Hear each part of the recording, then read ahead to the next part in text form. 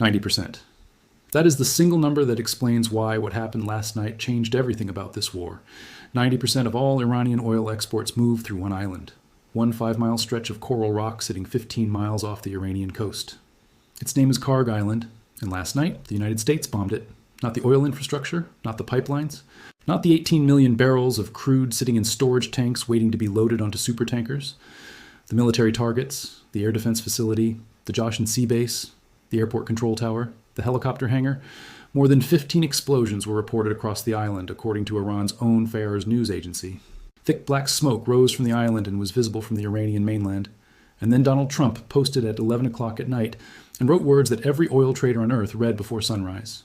He wrote, "Moments ago at my direction, the United States executed a powerful bombing raid and obliterated every military target." Then he wrote the sentence that is driving every market decision right now: "I have chosen not to wipe out the oil infrastructure. However, should anyone interfere with the free passage of ships through the Strait of Hormuz, I will immediately reconsider this decision." Trump did not destroy the infrastructure last night. He announced that he chose not to. Those are two completely different statements. One is a military action. The other is a warning with a specific trigger condition attached. The trigger condition, interference with shipping through Hormuz, is something Iran has been doing every day for 2 weeks.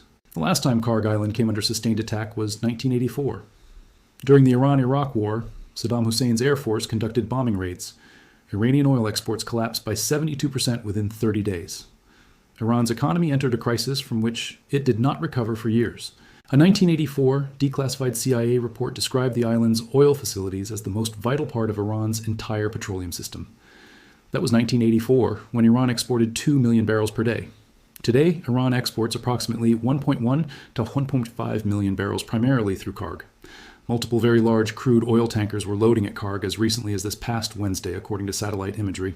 Those tankers are now sitting in waters where U.S. bombers have just demonstrated they can hit any target they choose. Iran's response came within hours. Their military command headquarters issued a statement: all oil and gas infrastructure in the region will be destroyed. Iran did not say it would attack Kharg. Iran said it would attack everyone else's oil infrastructure in the region: Saudi Aramco, Ras Tanura, the UAE's Fujairah port, and Qatar's LNG export facilities, which supply 20% of Europe's natural gas. This is Iran's mirror strategy. America threatens Kharg. Iran threatens every other oil facility in the Gulf simultaneously. It's a game of maximum leverage. Last night, there was U.S. aggression. The question is whether Iran considers this strike sufficient provocation to activate that threat. Kharg's oil infrastructure was not touched. That is the message. The military capabilities are gone. The economic lifeline is still intact.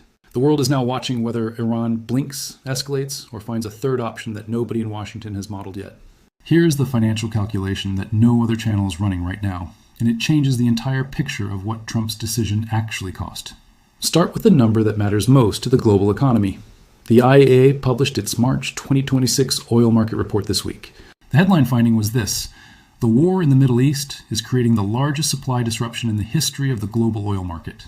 Not the largest disruption in recent years, not the largest since the 1970s, the largest in history, full stop. Global oil supply is projected to fall by 8 million barrels per day in March alone. Brent crude has traded near $120. At the time of the IEA report, it settled around $92. This morning, it is back above $100. Now here is the hidden cost calculation that connects Kharg Island directly to your grocery bill. Kharg Island is not just an oil terminal. Running through the same pipeline network are the inputs for one of the most critical industries in global food production: fertilizer. Approximately 1/3 of global fertilizer trade transits the Strait of Hormuz. Nitrogen compounds produced in Gulf facilities are the inputs farmers need. These are what American, European, and Asian farmers apply to their fields every spring to grow the food that feeds the world. Before the war, urea prices were $475 per metric ton. As of this week, urea prices have risen to $680. That is a 43% increase in fertilizer costs in less than 3 weeks. The spring planting window opens in approximately 4 to 6 weeks. Daryl Fletcher of Bannockburn Global Forex said this week, "It is not great timing for the planting window in the Midwest for soy and corn." That is the understatement of the year. If fertilizer cannot move through Hormuz, the downstream consequence is a this summer food price problem. 85% of polyethylene exports from the Middle East also move through Hormuz. This is the raw material for packaging and consumer goods. The disruption has already become a fertilizer price problem, a packaging cost problem, and a manufacturing input problem simultaneously. Now connect that back to Kharg Island and Trump's threat. If the oil infrastructure on Kharg is struck, Iran's ability to export collapses immediately. Not military facilities, but the pipelines and storage tanks. That removes 1.5 million barrels per day from global supply permanently. According to a retired U.S. Army official, if oil infrastructure is targeted, the prices of oil will just go out of control. Out of control means estimates ranging from $150 to $200 per barrel from multiple analysts. At $200 oil, Goldman Sachs and Oxford Economics project the US, EU, and Japan into simultaneous economic contraction. Deutsche Bank says recession and stagflation risks are already rising. The disruption has already pushed gasoline above $4 per gallon. The IEA's emergency reserve release, the largest in history, has not stabilized the market. Oil is back above $100 this morning. The emergency buffer is being consumed, and Trump is standing at the edge of Kharg Island with a match in his hand. He is telling Iran that the match stays unlit as long as one specific condition is met. That condition is being violated every single day. There is one more development from the last 24 hours that every financial analyst is discussing, and no military channel has connected to the Kharg Island strike yet. And it is the most consequential economic signal to emerge from this entire war. A senior Iranian official told CNN today that Tehran is actively considering allowing a limited number of oil tankers to pass through the Strait of Hormuz. Not for free, not in exchange for a ceasefire, not in exchange for any diplomatic concession. Iran's condition for allowing tankers through Hormuz is this: the oil cargo must be traded in Chinese yuan, not US dollars, Chinese yuan. To understand why that single condition represents a more significant threat to American economic power than any missile, you need to understand the system it is targeting. The petrodollar system was established in 1974, following the collapse of the Bretton Woods gold standard in 1971. The United States reached an agreement with Saudi Arabia that would define the global economic order for the next 50 years. Saudi Arabia and the Gulf states would price all oil sales exclusively in US dollars. In exchange, the United States would provide military protection for Gulf oil infrastructure.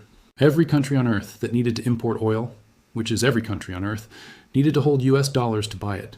That demand allowed the United States to run enormous budget deficits and fund military operations at a scale no other country could match.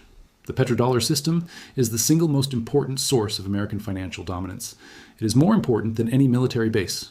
And right now, Iran is using the Strait of Hormuz, the physical choke point through which this commodity moves, as leverage to crack it.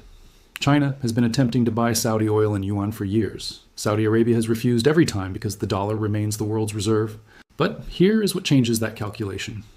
If the only tankers moving through Hormuz are moving in yuan, it establishes a precedent. It demonstrates that the Hormuz corridor can operate outside the dollar system, and every sanctioned country draws the same conclusion. Lloyd's List intelligence confirmed this week that only 77 ships crossed Hormuz in March so far, compared to over 1,200 last year.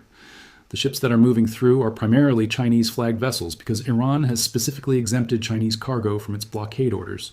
China deployed its Liaowang-1 signals intelligence vessel to the Gulf of Oman, positioning a major maritime surveillance platform inside the conflict zone. Iran's yuan condition for Hormuz access is not a random demand. It is a coordinated strategy to give China preferential access. Trump is now sending 5,000 Marines on the USS Tripoli to force Hormuz open. Trump last night bombed the military infrastructure on Kharg and left the oil infrastructure standing with a specific threat attached. And Iran responded by offering to open Hormuz in yuan. This is not a coincidence. One side holds a match over 90% of Iran's oil revenue. The other side holds the key to a critical waterway. Subscribe right now because the answer will arrive in the next 72 hours. It will move oil markets and currency markets faster than any bank. Share this with one person who needs to understand what is actually being negotiated. It has never been just about the oil. It is about who controls the currency that pays for it.